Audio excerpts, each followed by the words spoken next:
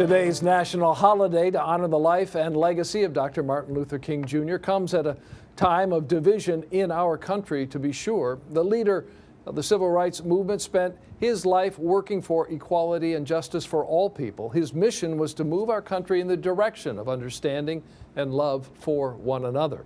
Joining me tonight to talk about Dr. King's legacy and mission is Reverend Dr. Wendell Anthony, the NAACP Detroit chapter president, pastor at the Fellowship Chapel.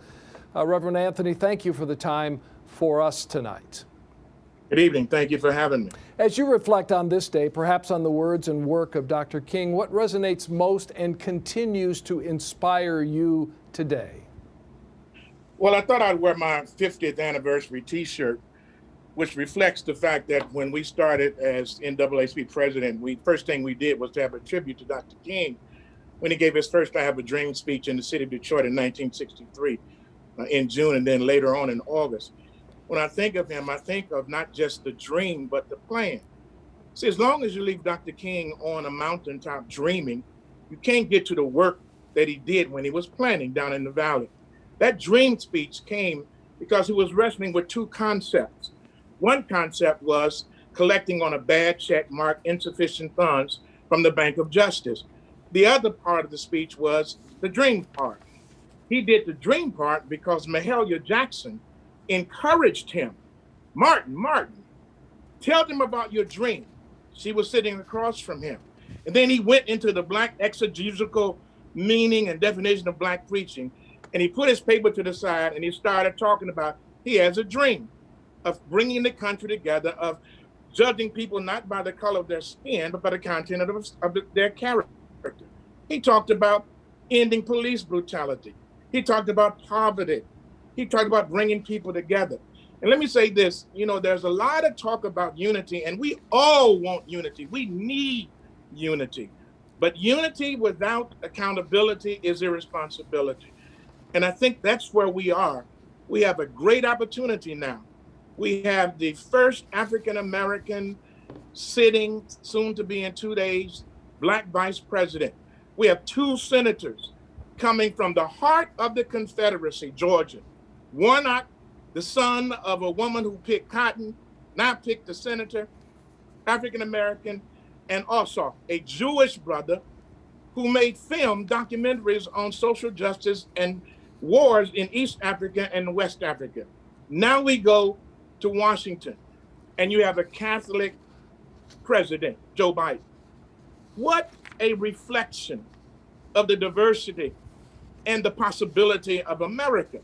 And so when I think about that, Dr. King would be pleased, would be proud, but he would also say there's still much more work to be done, and that we cannot take solace in the fact that we've crossed the last Jordan. We still have some other Jordans to cross. Well, and in fact, the division that we have, the challenges that we have today continue to be great. That gulf certainly remains. There's much, much more work that must be done. It is, but I'm encouraged.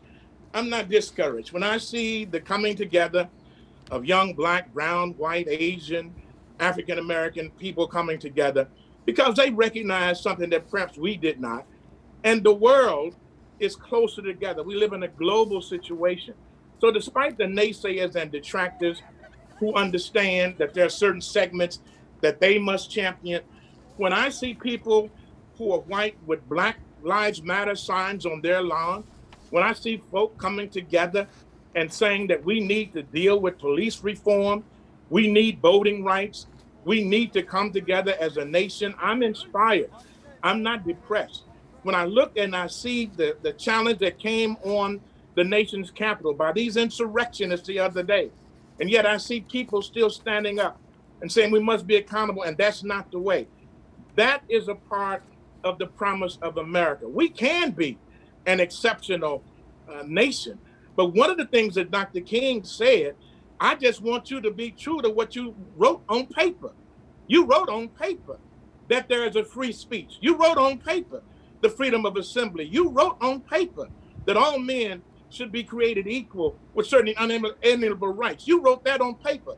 Just live up to your creed.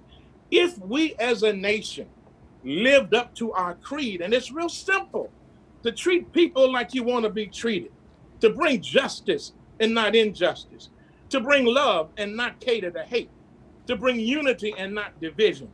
This inauguration on Wednesday at 12 o'clock gives our nation an opportunity to set a new tone, to bring about a new era, to bring about something that Dr. King lived for, was killed for, but his dream still lives on for. And it's not up to anybody else other than you and me to make the significant difference. And hopefully we can take steps each and every day in that direction. Reverend Anthony, we thank you so very much on this day and every day for the work that you do in the community, and we wish you well, sir. Thank you so much for this Martin Luther King moment. Bless you.